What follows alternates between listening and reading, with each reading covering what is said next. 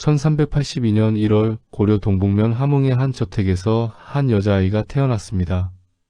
이 아이의 아버지는 당시 동북면의 실력자였던 이성계, 어머니는 신의왕후 한씨였습니다. 이 아이의 이름은 경신공주. 그녀는 조선 태조 이성계와 신의왕후 한씨 사이에서 태어난 6남 이녀 중 장녀였으며 현재까지 초상화가 유일하게 남아있는 조선의 공주입니다. 경신공주가 태어난 시기는 고려 말 정치적 혼란이 극에 달하던 때였습니다. 그녀의 정확한 출생 연도는 기록에 남아있지 않지만 여러 사료를 종합해보면 1382년 1월경에 태어난 것으로 추정됩니다. 1387년에 작성된 이자춘 신도비에 그녀가 등장하는 것으로 보아 적어도 그 이전에 태어났음이 확실합니다. 또한 1393년 태조실록의 기록을 보면 당시 태조의 11명 척자녀 중 경신공주, 경성공주, 이방석만 어리다고 적혀 있어 그녀가 1381년생인 8째 오빠 이방범보다는 어렸던 것으로 보입니다. 경신공주의 어린 시절은 결코 평탄하지 않았습니다. 1388년 그녀가 6살 무렵 아버지 이성계는 요동정벌을 위해 출정했다가 위화도에서 회군하는 중대한 결단을 내립니다. 이 사건은 고려 왕조의 운명을 바꾸는 분기점이 되었습니다. 위화도 회군 당시 고려 조정에서는 출정한 장수들의 가족을 인질로 삼으려 했습니다. 위기를 감지한 5째 오빠 훗날의 태종 이방원은 가족들을 급히 대피시켜야 했습니다. 태조실록 총서에는 이때의 상황이 생생하게 기록되어 있습니다. 전하가 왕후와 강비를 모시고 동북면을 향하여 가면서 말을 탈 때든지 말에서 내릴 때든지 전하께서 모두 친히 부축해주고 스스로 허리춤에 불에 익힌 음식을 싸가지고 봉양하였다. 경신공주, 경성공주, 무왕군, 소도군이 모두 나이 어렸으나 또한 따라왔으므로 전하께서 자기가 안아서 말에 태우고 길이 험하고 물이 깊은 곳에는 전하가 또한 말을 이끌기도 하였다. 어린 경신공주는 이방원의 품에 안겨 험난한 피난길을 떠나야 했습니다. 동생 경성공주, 남동생들과 함께 말에 태워져 험한 산길을 넘고 깊은 물을 건너는 여정은 어린 소녀에게 얼마나 큰 시련이었을까요? 하지만 이것은 그녀가 겪게 될 수많은 역사적 경랑의 시작에 불과했습니다. 1392년 7월 경신공주가 10살이 되던 해 역사적인 사건이 일어났습니다. 아버지 이성계가 고려의 마지막 왕 공양왕으로부터 왕위를 선양받아 새로운 왕조 조선을 건국한 것입니다. 갑자기 경신공주는 고려의 장군 딸에서 조선의 공주가 되었습니다. 1392년 8월 25일 음력으로는 8월 7일 그녀는 정식으로 경신공주에 봉해졌습니다. 당시 조선은 아직 왕조의 격을 완전히 갖추지 못했기에 공주가 아닌 궁주라는 칭호를 사용했습니다. 하지만 왕조 교체기의 혼란은 어린 공주에게도 그림자를 드리웠습니다. 태조 이성계에게는 2명의 왕비가 있었습니다. 첫 번째 왕비는 경신공주의 어머니인 신의왕후 한씨였고 두 번째 왕비는 신덕왕후 강씨였습니다. 흥미롭게도 역사 기록에는 경신공주가 태조의 척장녀로 기록되어 있습니다. 왕씨 족보인 선언록에도 그녀가 장녀로 명시되어 있죠. 신덕왕후 강씨의 딸인 경순공주는 셋째 딸로 기록되어 있습니다. 하지만 이자춘 신도비와 정릉 신도비명을 살펴보면 실제로는 경신공주가 경순공주보다 늦게 태어났음을 알 수 있습니다. 이는 조선 초기 왕실에서 신의왕후의 소생을 신덕왕후의 소생보다 우선시했음을 보여주는 증거입니다. 태조가 신의왕후를 먼저 맞이했고 그녀의 자녀들이 척통으로 인정받았던 것입니다. 1396년 3월 19일 봄 기운이 완연한 날이었습니다. 경신공주는 14살의 나이에 혼인을 올렸습니다. 태조실록 9권에는 이날의 기록이 간략하게 남아 있습니다. 신랑은 이거이의 장남 이백경이었습니다. 이거이는 어떤 인물이었을까요? 그는 태조 이성계가 동북면에서 세력을 키울 때부터 함께했던 신복이었습니다. 조선 건국의 과정에서 큰 공을 세워 개국공신에 책봉된 인물입니다. 이성계가 새로운 왕조를 세우는 데 있어 그의 역할은 결코 작지 않았습니다. 그런데 이 혼인에는 일반적이지 않은 특별한 사정이 있었습니다. 신랑 이백경은 당시 33살이었습니다. 경신공주보다 무려 19살이나 많았던 것입니다. 더욱 놀라운 것은 그에게 이미 입이라는 이름의 아들이 있었다는 사실입니다. 이것이 의미하는 바는 분명했습니다. 경신공주는 이백경의 재혼 상대였던 것입니다. 첫 부인은 청주 한씨로 추정되는데 이미 세상을 떠난 후였습니다. 14살의 어린 공주가 33세 호라비에게 시집가고 혼인과 동시에 계모가 되어야 했던 것입니다. 왕실의 공주, 그것도 태조의 척장녀가 과부가 된 남성과 결혼하는 것은 결코 흔한 일이 아니었습니다. 후대 조선시대라면 상상하기 어려운 일이었죠. 그렇다면 왜 이러한 혼인이 성사되었을까요? 조선 건국은 1392년의 일이었지만 왕조의 기반은 여전히 불안정했습니다.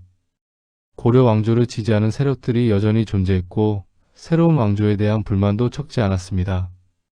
이러한 시기에 태조가 가장 필요로 했던 것은 믿을 수 있는 측근들과의 견고한 유대였습니다. 이거의 가문은 바로 그러한 핵심 세력이었습니다. 장남 이백경과 태조의 장녀를 혼인시킴으로써 두 집안은 혼인으로 맺어진 하나의 가족이 되었습니다. 이것은 단순한 혼인이 아니라 정치적 동맹이었고 왕조의 기반을 다지는 전략적 선택이었습니다. 경신공주 본인의 생각은 어떠했을까요? 기록은 침묵하고 있지만 14살 소녀가 20살 가까이 나이 많은 호라비에게 시집가는 심정이 편했을 리 없습니다. 하지만 그녀는 왕실의 일원이었고 왕실의 여성에게 혼인은 선택의 문제가 아니었습니다. 그것은 국가적 필요에 의한 의무였습니다. 혼인 후 경신공주의 삶은 어떠했을까요? 그녀는 곧 임신을 하여 아들을 낳았습니다. 이름은 이후였습니다. 전처 소생의 의붓아들 이비와 친아들 이후. 경신공주는 16의 나이에 두 아들의 어머니가 되었습니다. 남편 이백경과의 관계는 어떠했을지 짐작하기 어렵습니다. 거의 한 세대 차이가 나는 나이 전처에 대한 남편의 기억, 의붓아들의 존재. 하지만 경신공주는 자신에게 주어진 역할을 충실히 해냈던 것으로 보입니다. 그녀는 부마 집안의 안주인으로서 그리고 왕실의 장녀로서 품위를 지키며 살아갔습니다. 남편 이백경의 이름은 세월이 흐르며 여러 차례 바뀌게 됩니다. 이것은 조선시대 피위 제도의 엄격함을 보여주는 흥미로운 사례입니다. 처음 그의 이름은 이백경이었습니다. 그런데 1398년 둘째 오빠가 정종으로 즉위하자 문제가 생겼습니다. 정종의 이름이 이경이었던 것입니다. 왕의 이름과 같은 글자를 쓸 수 없었기에 이백경은 이저로 개명해야 했습니다. 세월이 흘러 1418년 태종의 뒤를 이어 세종이 즉위했습니다. 하지만 원래 세자는 세종이 아니라 양녕대군이었습니다. 양녕대군의 이름은 이제였습니다. 비록 폐세자가 되었지만 그의 이름 역시 피위의 대상이었습니다. 이저와 이제는 발음이 너무 비슷했습니다. 그래서 남편은 다시 한번 이름을 바꾸어야 했습니다. 이해라는 이름으로. 한 사람이 평생 3번이나 이름을 바꾸는 것은 쉬운 일이 아니었을 것입니다. 하지만 왕실의 부마로서 그것은 반드시 지켜야 할 의무였습니다. 이백경에서 이저로, 이저에서 이해로.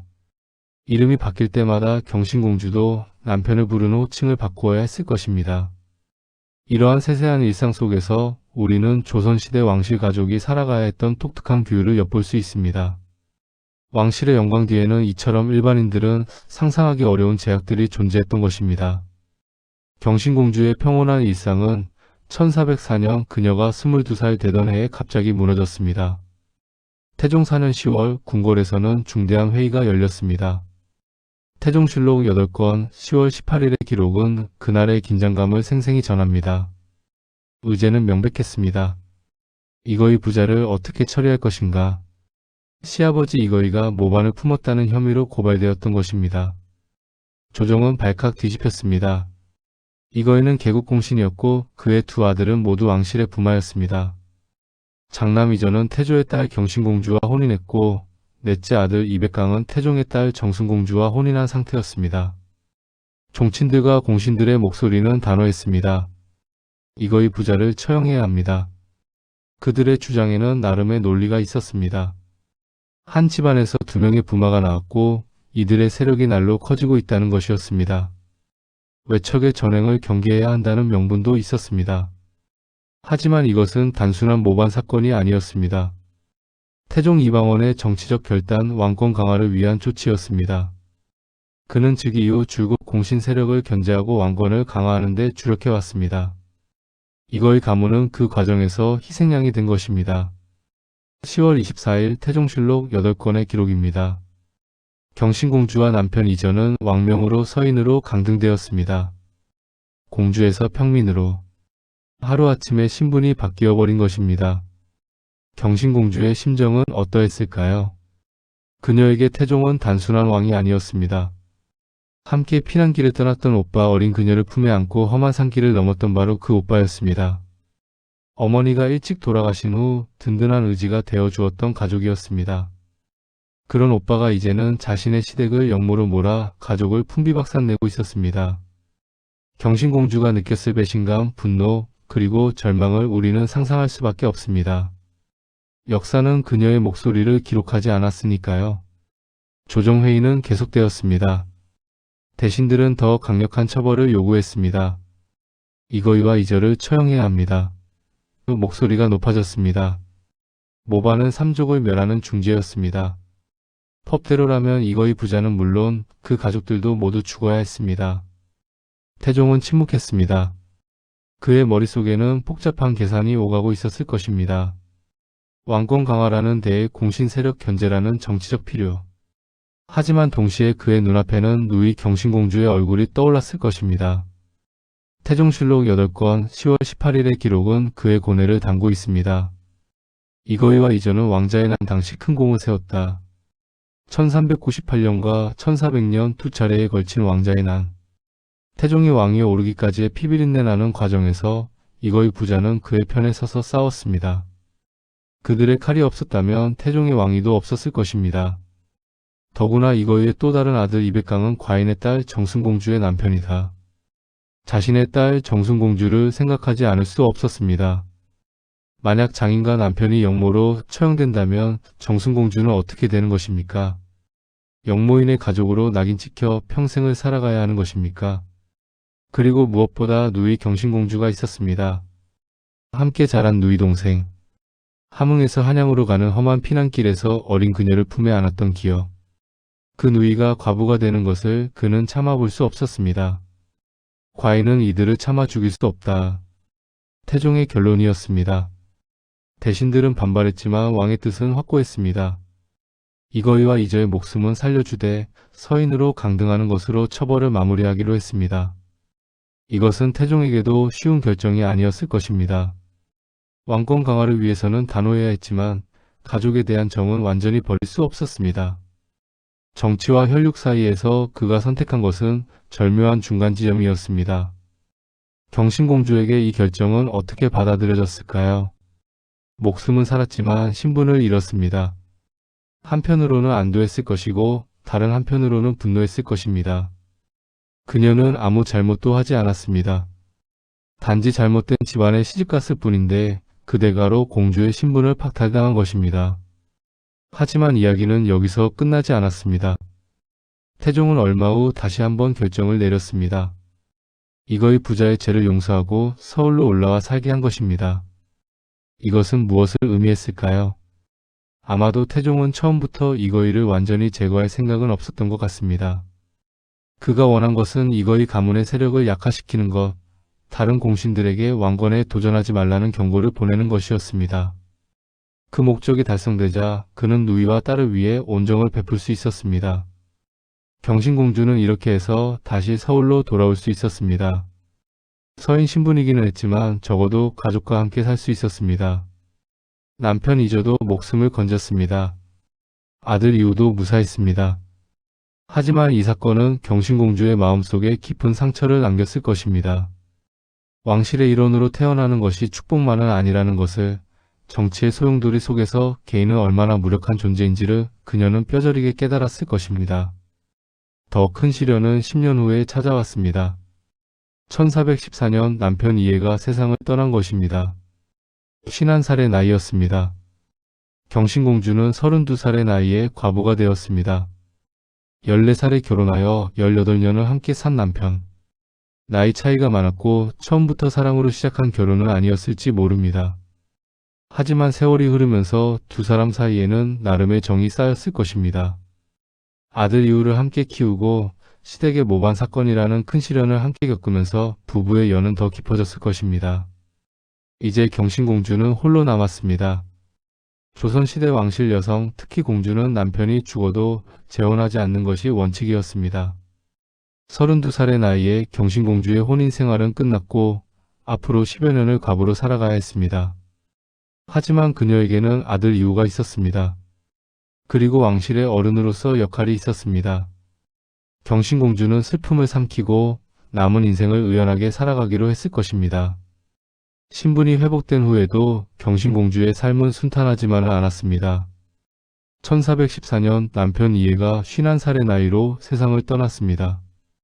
32살의 경신공주는 과부가 되었습니다. 조선시대 왕실 여성의 삶은 일반 여성들과는 달랐습니다. 특히 공주의 경우 남편이 죽으면 재혼하지 않는 것이 원칙이었습니다.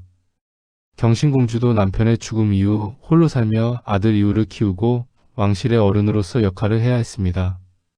그녀는 태조의 장녀로서 그리고 정종과 태종의 친동생으로서 왕실에서 중요한 위치를 차지했습니다. 세종에게는 고모가 되었고 문종과 세조에게는 고모할머니가 되었습니다. 조선 왕조의 첫 세대를 산 증인이자 왕실의 어른으로서 그녀는 후대 왕족들에게 존경받는 존재였습니다. 경신공주는 왕조 창업의 격동기를 온몸으로 겪은 인물입니다. 어린 시절 위화도 회군 이후의 혼란, 조선 건국의 순간, 왕자의 난으로 인한 형제 간의 비극, 시댁의 모반 사건까지. 그녀의 삶은 조선 초기 왕실의 축소판이었습니다. 1426년 3월 22일 세종 8년 경신공주는 44살의 나이로 생을 마감했습니다. 세종실록 31권의 기록은 왕실이 경신공주의 죽음을 어떻게 받아들였는지 잘 보여줍니다. 세종은 고모의 죽음에 깊은 슬픔을 나타냈습니다.